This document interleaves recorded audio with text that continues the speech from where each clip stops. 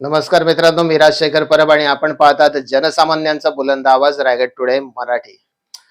खोपोली नगर परिषद सार्वत्रिक निवडणूक 2025 2 डिसेंबर आजच्या दिवशी खोपोली शहर अख्ख जे आहे ते आपल्या इच्छित उमेदवारासाठी मतदान करत आहे आणि ह्याला एक प्रकारे आपण लोकशाहीचा उत्सवच म्हणू शकतो. आज ज्या पद्धतीने प्रत्येक मतदान केंद्रावरती तुडुंब गर्दी होती त्याप्रमाणे हा निश्चितपणाने एक लोकशाहीचा उत्सव जो आहे तो जनतेकडनं साजरा केला जात होता असं म्हणायला हरकत नाही.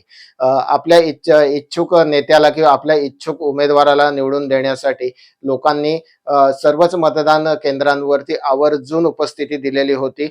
अद्यापही मतदान केंद्रांवरती गर्दी आहे.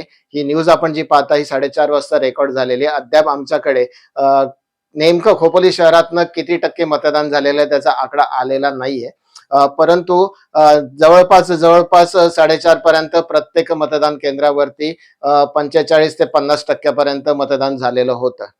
आज प्रत्येक मतदान केंद्रावरती मोठ्या नेत्यांनी म्हणजे प्रत्येक पक्षाच्या मोठ्या नेत्यांनी उपस्थिती दिली आणि असा एखादा मोठा नेता जो असतो तो ज्या वेळेला एखाद्या मतदान केंद्रावरती आपली उपस्थिती देतो किंवा अचानकपणाने हजेरी लावतो त्यावेळेला उमेदवारांमध्ये एक नवीन उमेद देखील येते व मतदारांमध्ये देखील एक स्फूर्तिदायी वातावरण त्यावेळेला आपल्याला पाहायला मिळतं.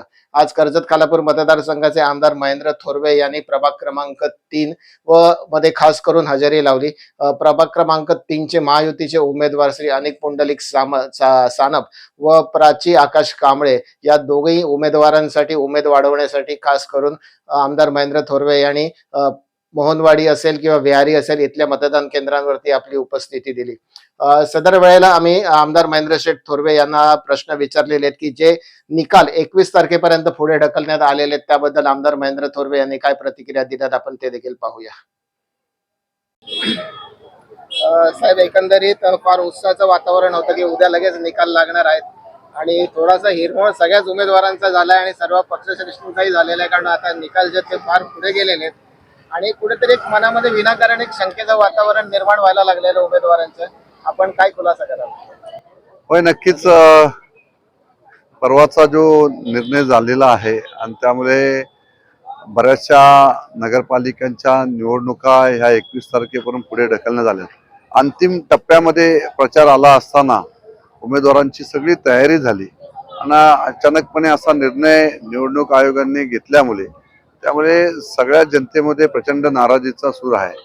निवडणूक आयोगावर आतापर्यंत जो काही जनतेचा विश्वास आहे आणि त्या विश्वासावरच या राजाचा विश्वास होता आणि त्या विश्वासावर या निवडणुकीला सामोरं जात असताना निवडणूक आयोग जो निर्णय घेतील तो निर्णय आपण सारेजण अंतिम निर्णय म्हणून आतापर्यंत पाहत होतो. परंतु जे काही निर्णय आज येत आहेत की परवाचा आलेला निर्णय अचानकपणे की जवळजवळ 22 नगरपालिकांच्या निवडणुका या पुढे ढकलण्यात आल्या आणि त्याच्यानंतर आजचा निकाल पुन्हा एकदा की उद्याचा असणारा निकाल तो सुद्धा पुढे ढकलण्यात आलाय. त्यामुळे जो उत्साह संपूर्ण मतदारांमध्ये उमेदवारांमध्ये सगळ्यांमध्ये जो होता ते पूर्णपणे असं नाराजीचं वातावरण झालेलं आहे की जो एक विश्वास जो असतो तो विश्वास या ठिकाणी कुठेतरी निवडणूक आयोगाने ज्या पद्धतीचे निर्णय आतापर्यंत जे होते ते अनपेक्षित निर्णय आतापर्यंत निवडणूक आयोगाच्या माध्यमातून आलेले आहेत. त्यामुळे जनतेमध्ये प्रचंड नाराजी आहे. आज खोपोलीची बरीचशी बूथ आपण फिरलेला आहात, एकंदरीत काय वाटतंय आपल्याला?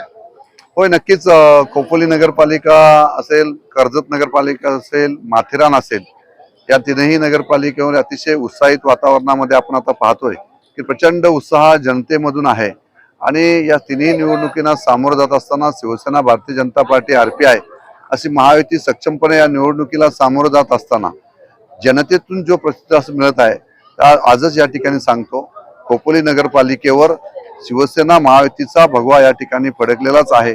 कुलदीपजी शेंडेंच्या रूपाने थेट नगराध्यक्षाचे उमेदवार म्हणून ते निवडून येतील.